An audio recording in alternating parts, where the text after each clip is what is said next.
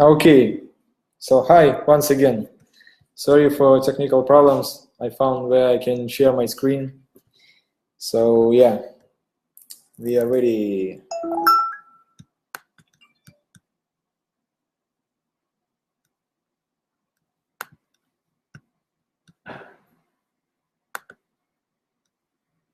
I need to check that you can hear me. Or can you? Yeah. Oh, here is the first like. Okay. Let me know if you can hear me. Hit the heart thing. Yeah. Okay. 5 people, 7 people. Yeah, we'll wait until 20 people, and I guess we can start the presentation. Can hear you. Hello, Andrew. Hello, Sergey. 11 people. Okay, waiting. 8 more. And I guess we can start. Sound is okay. Video is okay.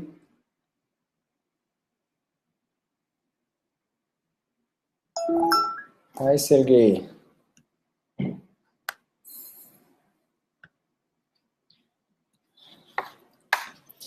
Okay, few more people.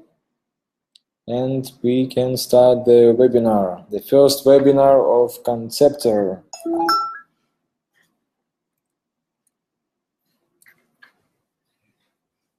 15 people. Okay, just waiting. Few more. 17.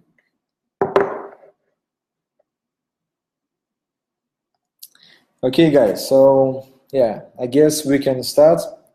So today is the first webinar of the number of webinars of our company that's named Conceptor, that is going to share some knowledge of the people that are into hardware startup space, and we'll be covering many topics like VC financing. Like today's topic is hardware startup business models VC would love to invest.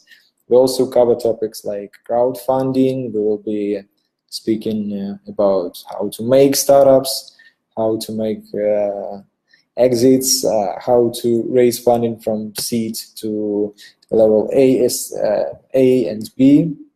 Also, we'll be talking about how to make a good product, how to launch the mass production, and many other interesting stuff. Also, we have some cool speakers that already exited their companies, and so yeah, that will be a bit later. Today we are going to talk about the hardware startup business models.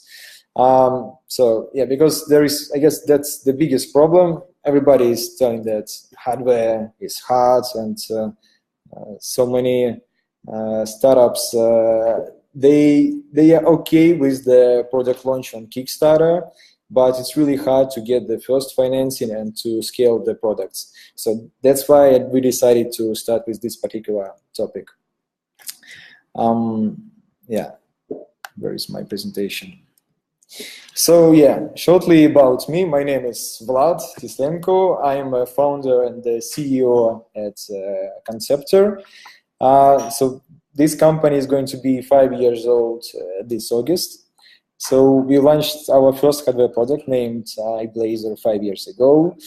Since that, we've raised more than $1 million on crowdfunding just on pre-orders. We built a distribution network in 40 countries, and we've been selling tens of thousands of products at retailers like Apple Store, Best Buy. We've been working with the biggest distribution chains that are really hard to reach.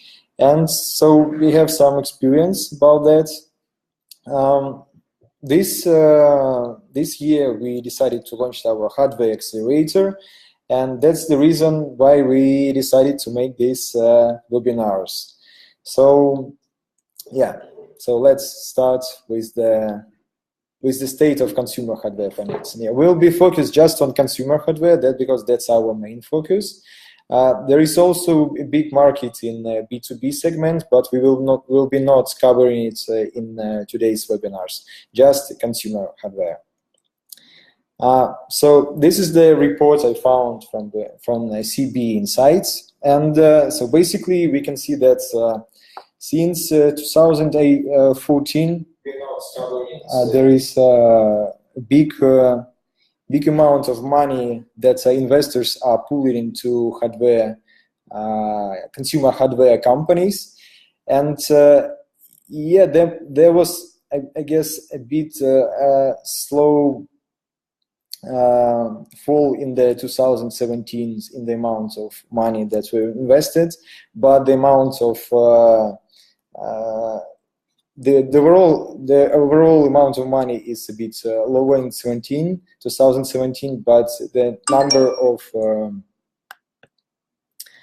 deals went up.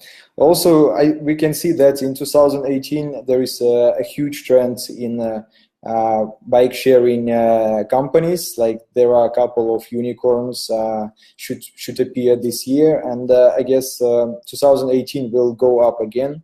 We'll be covering these business models a bit later. So as you can see, hardware consumer business is pretty big, and there are still quite a lot of investors that are willing to invest in consumer hardware businesses. So what about exits? Because the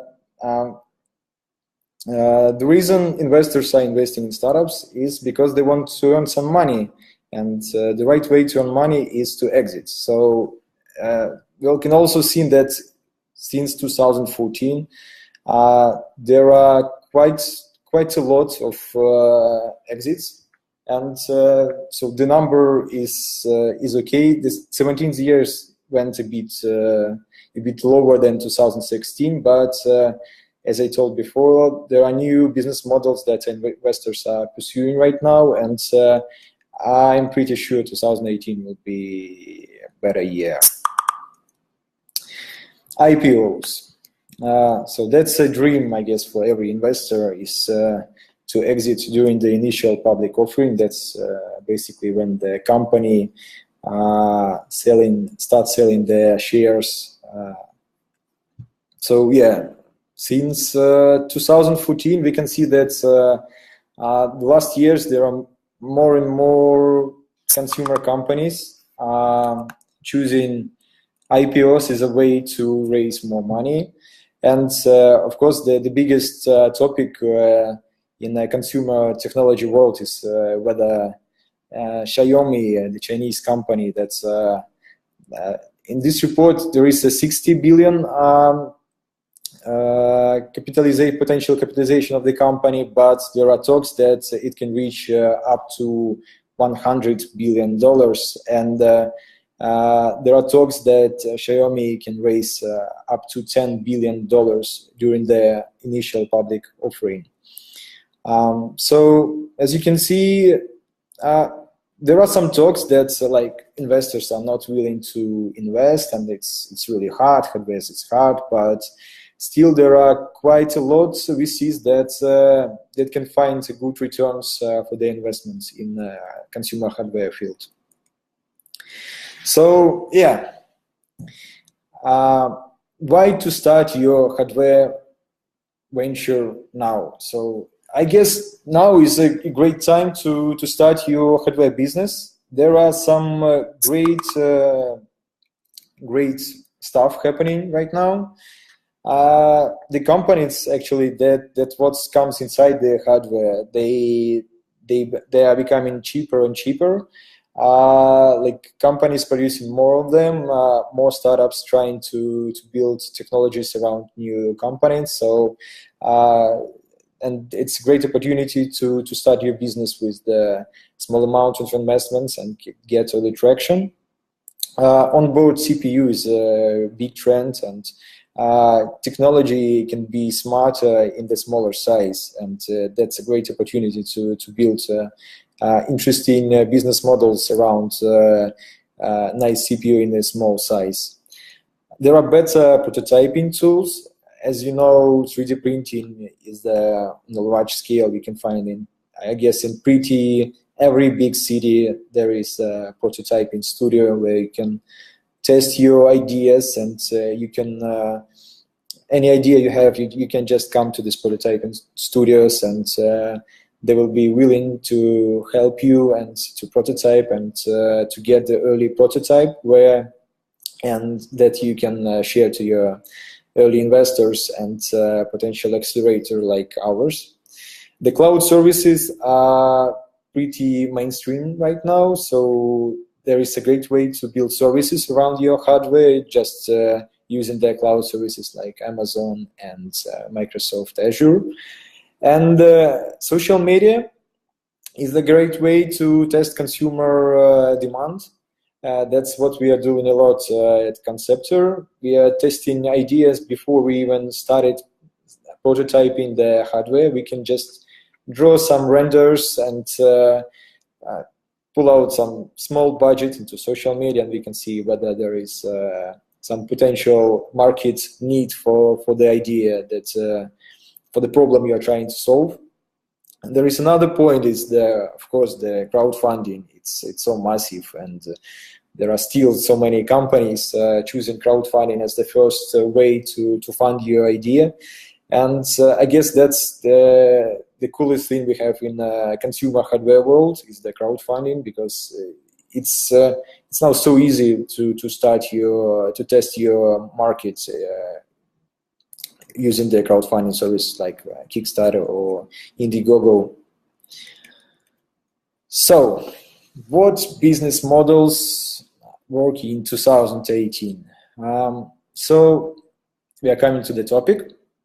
The short answer is with the highest customer lifetime value and recurring revenue models. What are the customer lifetime values? So basically, it's projected revenue that a customer will generate during their lifetime. So, for example, if you selling your product, like transactional way to sell your product, you just sell the product and that's all. That's all the money you can get from the customer.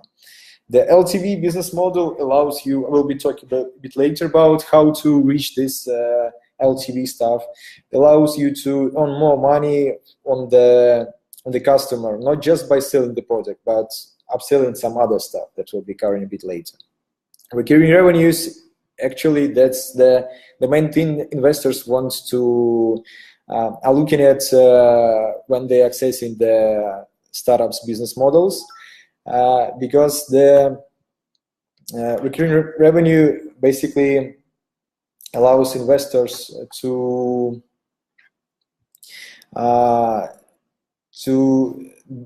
they can see that if the startup can generate revenue, predictive revenue in the future, that's a much higher probability that their investments will be secure and they will help company scale. If company don't have some predictive revenues, that's basically most of the hardware businesses don't have them, and that's the main reason why investors are quite skeptic around the hardware businesses. So how to achieve these recurring revenues and high LTV in hardware businesses? We found this way to make your startup and your hardware business attractive. So the first thing, I guess, and the quite one of the most popular is subscription services. That's basically when you sell your product and you have a software service around your product, and the value that your product provides is not just by using the actual product, but also using the service around this product. We'll be covering that a bit later, and that's allow you to get the recurring revenue. Sharing economy and rental service.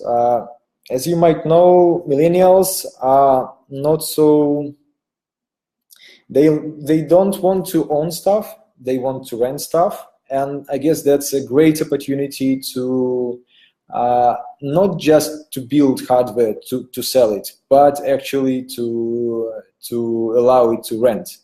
And we can see that like these scooter companies and bike sharing companies, they evolved around this basic needs to rent, not just to buy the product, and they're really massive. Consumables is another version, like a coffee machine, Nespresso coffee machines. You buy coffee machine, and then you buy the consumables, the actual coffee cups, and basically the company earns on coffee, not on the coffee machine. Another example is Sony PlayStation, where the hardware is being sold just around the unit cost, but Sony actually earn money from the game developers. Content sales, like example is Amazon Kindle, where they sell the content but earn money on content but not on the actual hardware stuff. Data and partnerships. So there are quite a lot. Hardware business and hardware products allow you to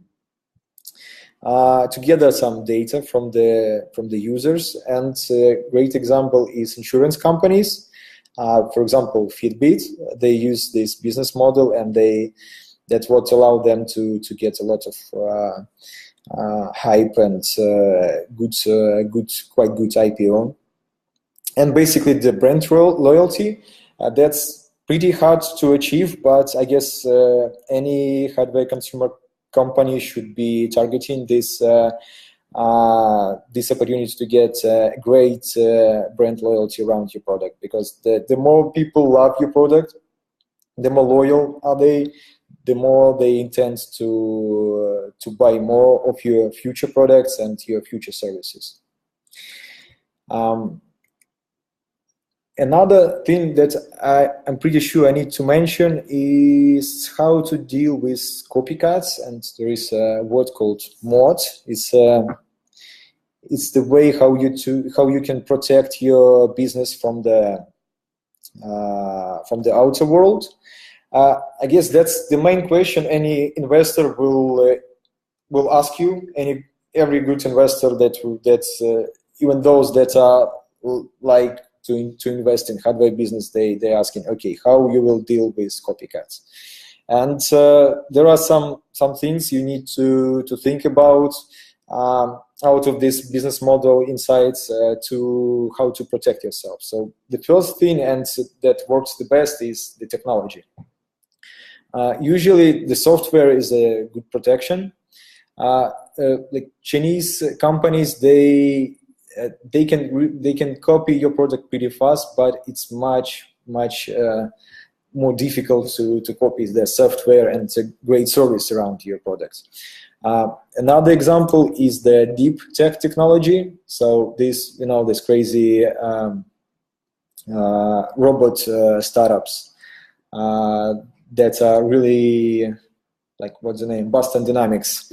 They have really cool technology, and it's really hard to replicate because the level of their technology is so great. It's really hard to copy it. Network effects. So the bigger the network you have around your person, around your company, the more opportunities you can get. Like big brands have great access to distributors and retailers, and smaller companies, it's much more difficult for them to get the to that amount of like offline stores that other companies have. A startup's cash position actually is another way to protect yourself. That's basically one of the main reasons why companies are getting the huge amount of investments in the hot markets, because the more money startup has the more potential to grow, and it's harder for their competitors to get to that position.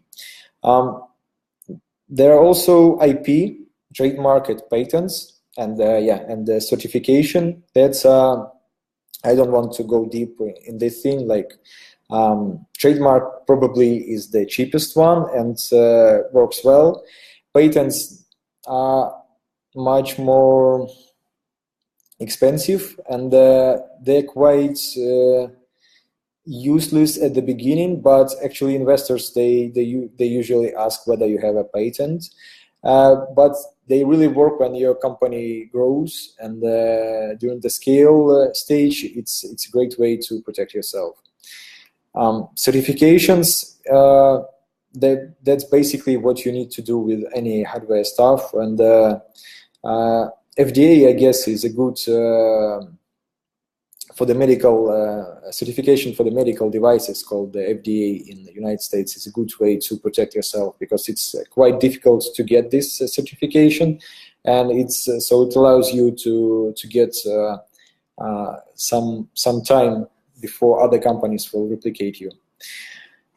Data sharing: the more data you get, the more you get, the more data you can share and use to protect yourself. Community and brand, so that's what I was covering before, is another way to protect yourself. One of the reasons Apple is so big company is because their brand is the most valued in the world, and it allows you to protect their technology from their copycats. So yeah, that's what I was intended to tell about the business models and how we can protect these business models. Now we want to talk about them as the examples. So the biggest trend right now is bike sharing and scooter companies. It's absolutely crazy stuff is happening right now. So everything started in China. There are two companies that already raised more than $1 billion for their businesses. If you read in TechCrunch, I guess you should know that there are scooter companies in the United States, not the bike, but scooter. They named Bird and Lime, that are nearly unicorns. They are raising more and more money, and I guess Bird is around $1 billion during $1 billion valuation right now. And lots of people are thinking, what's the secret sauce of their business model? So as I told before, the idea is to get this recurring revenue and the high lifetime value of your customer. And the thing is that they don't sell their hardware. They actually provide the sharing services, sort of like Uber for electronic vehicles.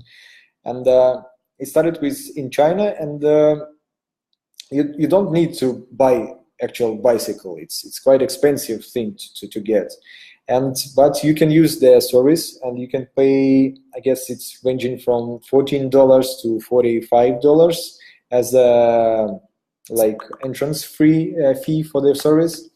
And then you're just paying around 15 cents per minute to use the bike in the city. The main difference from this city bike sharing services, you can drop your bike anywhere you want, and you can take bike using the GPS everywhere that's near you, and it's much easier to use this service. You don't need to get the bike, and you can take it anywhere near you. And the thing is, the people that are using this service, they potentially will be using it for years, and they will pay for each bike they're using. They will pay much more the price than the actual price for the bike, and that's what values this company so much, and that's why so many great investors are pulling money in these business models. The same works for scooter companies in the United States. There are two biggest companies named Bird and Lime. So you just need to, I guess, pay $1 to start using their service, and just 15 cents per minute. And so it for 10 minutes, right? That's usually how long it will take you to use this service. You'll pay just $2.50. And as far as I know, the board announced that they already reached 1 million rides. 1 million. So if we'll take 10 minutes ride and $2.5, so we'll get 2.5 million in revenue, and it's as I mentioned, it's recurring revenue. It's not that like more people will be using and more revenue they will generate. They don't need to sell their scooters. They actually provide the service around the scooters. And I guess, yeah, that's absolutely great business model to think of. EV is still a quite young market, but pretty crowded. I guess you can think other thing that people are buying, but it's a good thing to provide sharing services for the goods that people are intended to buy, but they don't want to pay the price, and they don't want to own them, like for the bikes and scooters services. Another case in the smart home market is Ring case. You probably heard that this company with like they started in 2013, and there is like their show in the United States named Shark Tank, where startups are showing their ideas to investors, and basically they felt that during that show investors decided not to invest in this company, but founders decided not to stop, and they found the first round of investments in the United States in 2013, and 5 years later they sold their company for $1 billion to Amazon. And that's probably one of the greatest stories in hardware, like not just in hardware world, but in the startup world, because reach $1 billion exit in 5 years is just amazing. It's quite rarely you can find such success. So they used two things from the business model insights that I showed. So basically, they have this subscription service, and they started. This company started as the smart ring you can put outside your door, but using the subscription service, they expanded their vision, and they say that they provide the safety for your house, because burglars, they usually come through your doors, and so this device can basically find the people that are coming to your house, and you need to pay for some extra money. I guess it's a $20 subscription, and so you'll get this service to protect your house. And definitely people, they value their houses, and they are ready to pay that money for that. Another thing that's allowed to value this company so much is their partnerships. They find a good partners with insurance company, because insurance company, they don't want to cover costs for the robberies, and so they provided these ring devices because they substantially decreased the amount of robberies in the houses where these ring devices can be used. Also, they partnered with police. The same reason. It just helps police just don't spend their time and come into the fake robbery events. So that's, of course, another way to get such successes. Have a great sales team, but these two particular, if Ring would just sell the devices, it will never cost $1 billion. It would never be $1 billion exit. So yeah. One of my favorite case is the Peloton. They actually had a crowdfunding round on Kickstarter in 2012, and they got their first traction. So basically, they built exercise bike for for your house. And right now, the latest round they had is $325 million they had in 2017, and I guess Peloton will be the next unicorn, hardware unicorn. So again, they decided to build in the subscription service because they found that people that are buying bike exercising gadgets, they just buy it and they don't use them. Another way to spend the money to get fit is to go to cycle studio, and again you need to pay some subscription fees for the studios, and people just come one time and they don't come the second time.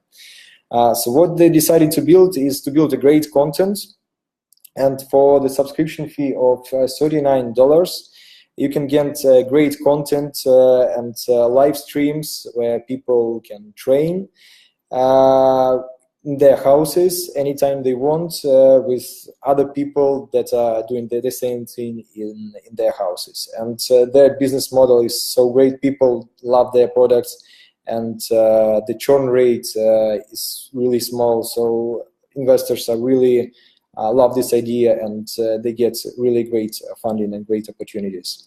Another thing is to make great content. They found some good trainers, and so content allows people to keep using their subscription because they still want to have this access to the content. Yeah, that's a fun case. It's cannabis tech. As you know, it's getting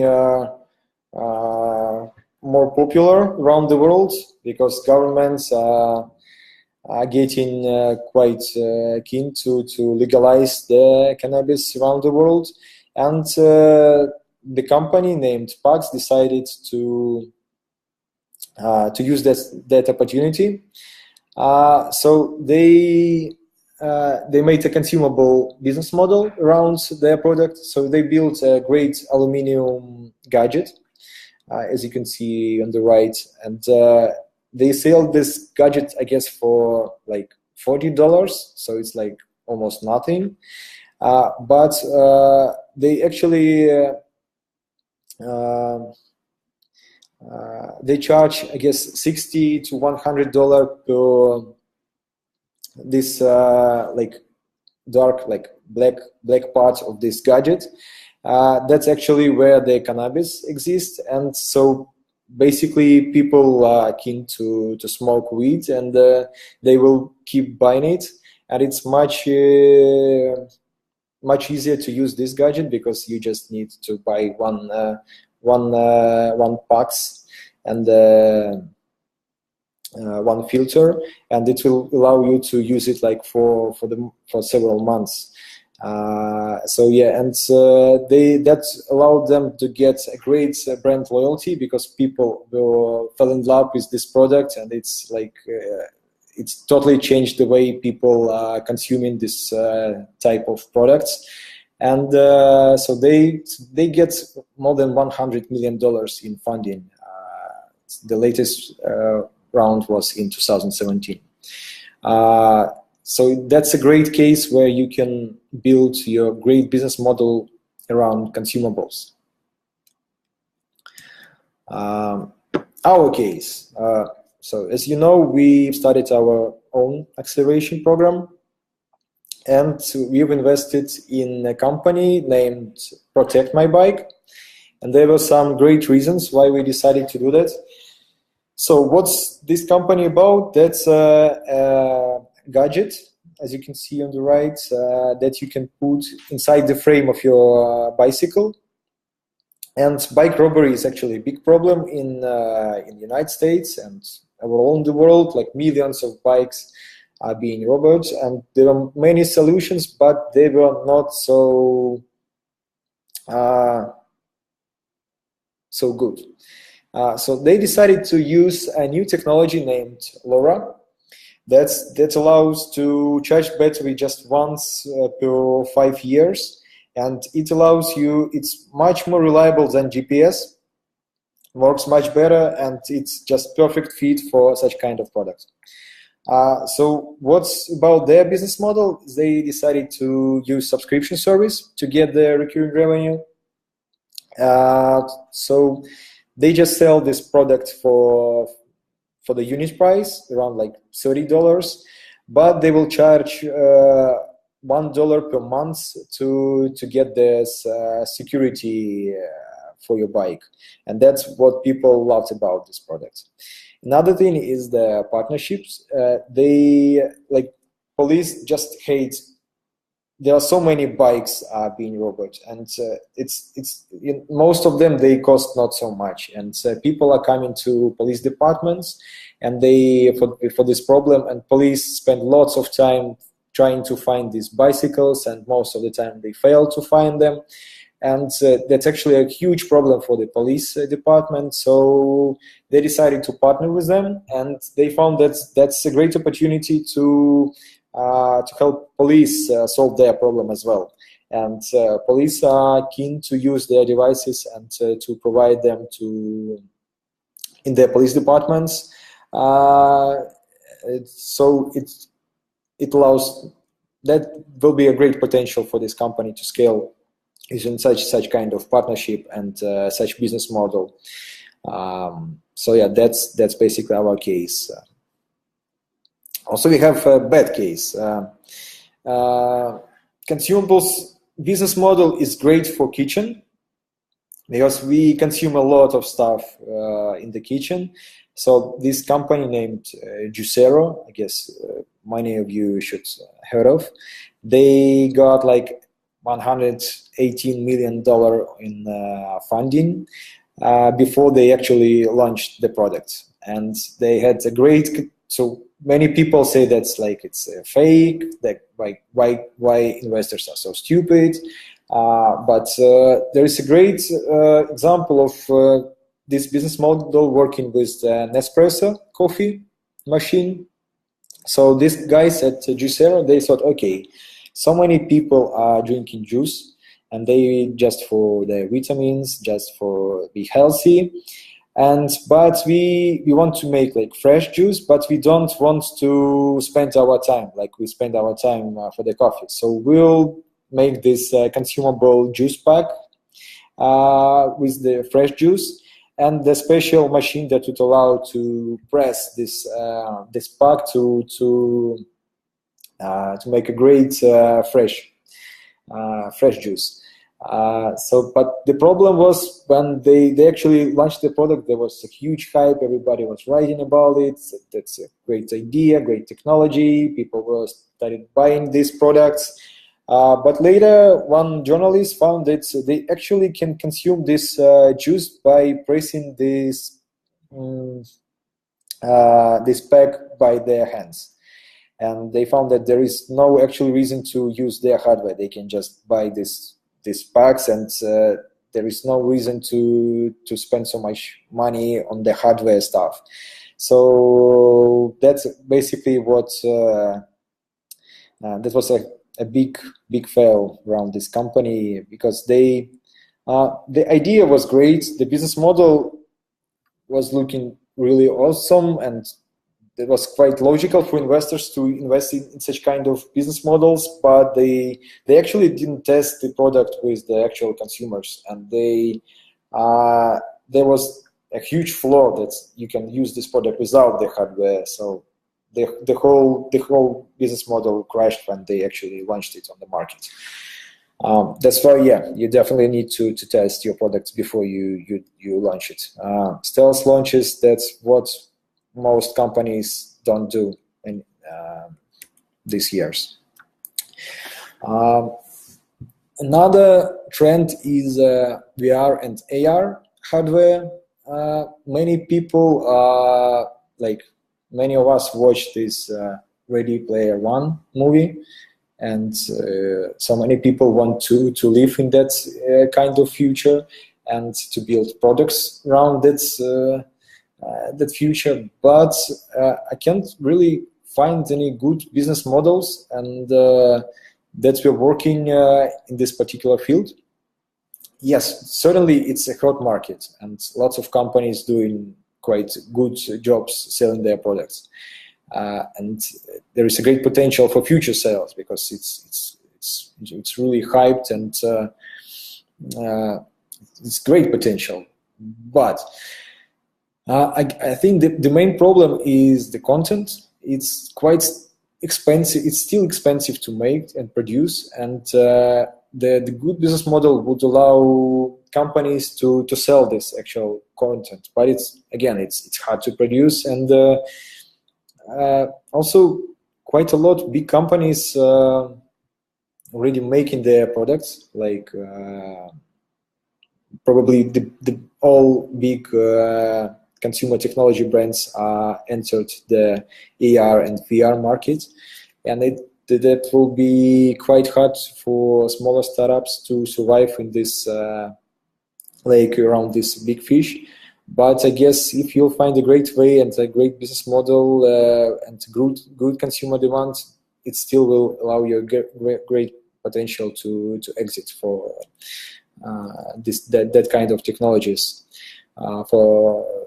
Because other big companies are pursuing this tech trend. Another question that I want to answer is where actually to find these investments. What is the best place in the world for that? So definitely to get this place should have a huge consumer market, and this place should have a huge investment market, because like people should be keen to invest in hardware businesses. So you probably can think of United States, and many hardware businesses are traveling to United States to get their funding rounds. But I guess the third thing that quite important to get the investment is to be in the place where this hardware is being made. And for that reason, I think that the best place to find investments in hardware is not the United States, but China. China is the second biggest investment market in the world. They have a huge consumer market, and there are like most unicorn startups are being made in China these days, and there are so many investors, and so they decided to. So more and more investors are looking for opportunities to invest around the China.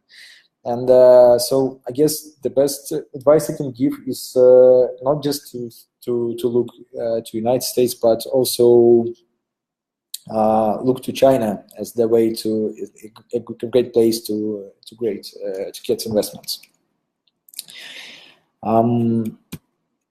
Okay, so basically that's everything I want to tell today. So I guess right now we can I can answer some questions. I don't know, Ola, do you have some questions during the webinar? No questions? Okay, so yeah, there are some four questions, good questions I had during the registration phase. If you have some questions, please feel free to ask right now. So yeah, so I can answer them right now. So we had, let's start with the Anton question. What is exit strategy for hardware startup? Can you point to great examples? So I guess some examples, already mentioned some examples around the exits. What is the exit strategy? Actually, I've talked to some VCs on that topic, and I found that actually just months ago, I was speaking with the partner at 500 startup. It's one of the biggest accelerators, and they do invest in hardware as well, in business models I've mentioned right now. And they say that he said that they don't actually invest in companies that point on exit strategy on the early stage of the company. Because if founder is thinking about the exit strategy before he started actually get this first money and first scale opportunities, that's a good sign that this founder will exit as soon as he finds the first opportunity to exit.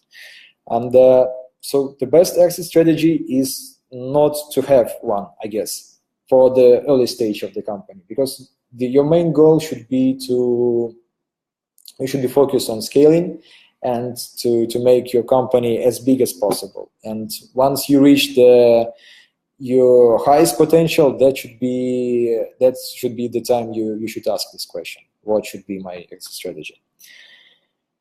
The question from Dana: how about your fails on creating a hardware startup? So sure, we had some fails during our 5-year history. I guess one of the biggest fails, like we had some product fails when we launched our products that were not like the highest reason why hardware startups fail. They actually don't have the demand for their products, and there were some success stories. And then we launched like with success stories our iBlazer LED flash, like small accessory for the smartphone. And then we decided to make this product around the built-in the case. So when we launched this product, we like spent like tens, thousands, like quite a lot of money into the marketing, trying to get the good PR, and like media was writing about this product, but there was actually no demand, and that was quite a big fail. But we've learned a lot about from that fail, and right now we're doing lots of customer development, and we test the demand before we actually launch the product. So that was probably one of the biggest fails in our company history, but I still think it's a great opportunity to learn. So yeah, and we've changed our processes during the launching the hardware businesses. Question from Andrew: how startup should deal with others' intellectual property, since almost any idea in one way or another interferes with other solutions? Thanks. That's a great question, and that's really it's quite hard to find the right answer for it, because actually, yeah, there are so many patents. There are like thousands of them, and if you dig deep to this patents problem, you probably will find that like most of the products that you can came up with, they actually exist as the patent somewhere.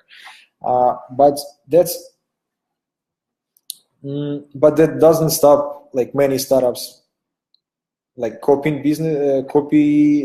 some businesses just copy hardwares, like Chinese do lots of copying. Some companies, they just don't know about the existence of these patents. And I guess intellectual property and this patent problem, it works when you really reach some substantial market share. And once you reach the substantial market share, that's when you actually can pay the fees for that patent problem. And in most cases, startups that they launch the products that interferes with other patents, they don't have much of the problems before they do real good get sales numbers. Also, there is like one patent attorney, a friend of mine told me that, you know what, there is any patent can be, you can write another patent, and you can change like just several points around the products that you want to build, and that patent will also work if you just just copy the product. So yeah, it's quite hard questions to answer, but I guess you shouldn't think that about that as a big problem unless you just copy another product. If you do some you have some differentiation around your product and some new value proposition, you should go forward and don't be afraid of that problem. So another good question from Victor: how to find co-founders for hardware startup? Well, it depends what co-founders. If you are looking for management, marketing, and like sales guys, I guess you can find them. I guess events is a great place to find such kind of people. There are quite a lot maker fairs around the world where some people that are keen to build something. It's a great place to find technical co-founders. Also, there are many events where people sharing the ideas of marketing strategies, how to launch their products on the market. Yeah, that's a good place to find like product and business co-founders. So yeah, I guess events is a great place because co-founders should meet personally. It's really difficult to start a new company not knowing each other. So events is a good place to think of. So are there any other questions? No questions. So cool. Thank you for your time. I guess that was our first webinar, and I hope you liked it. Don't forget to push the subscribe button. Yes, there is a subscribe button on Facebook, and you got another question? Okay. Do you think this model Canva? It's with link. Sorry for link. Yeah, just a second. Maria asked a question. So I'm sure you're familiar with it. It also kind of tools you are using business modeling. Yeah, business model canvas is a great way to build a business model for your startup. It's definitely a tool that we are using quite a lot in our company. It's a good place to start. You can write some hypotheses and think how you can find some hypotheses you need to test and to check during your customer development process. And yeah, definitely we can recommend using a business model Canva. Yeah. So again, thanks for your time. Subscribe. Quite soon we will we'll tell you who will be our next speaker. And yeah, if you have any thoughts how we can improve this webinar stuff, or you have any thoughts how maybe we can do some interviews with other founders, or maybe you know some you want to hear some experience from people that we can reach, and we can reach to them and they can share their experience in the webinar. So please don't hesitate to write about that. And so yeah, thanks for your time, and I guess you like that. Thanks again.